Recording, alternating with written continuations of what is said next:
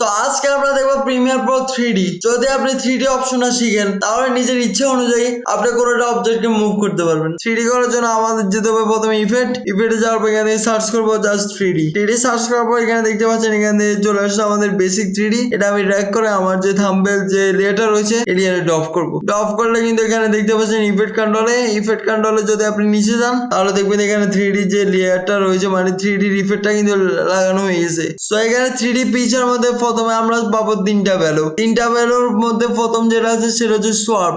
Suppose যদি এখানে first যে ভ্যালুটা রয়েছে এই ভ্যালু যদি আমি ইনক্রিজ করি তাহলে দেখতে পাচ্ছেন আমাদের যে থাম্বনেলটা সেটা কিন্তু এইভাবে রোটেট হচ্ছে, মানে হচ্ছে সাইড বাই সাইড কিন্তু রোটেট হচ্ছে। আপনার কারণ হচ্ছে টিন যদি আমি একটু ইনক্রিজ করতে থাকি তাহলে দেখবেন উপর নিচে আমাদের যে থাম্বনেলটা রয়েছে সেটা কিন্তু রোটেট হচ্ছে।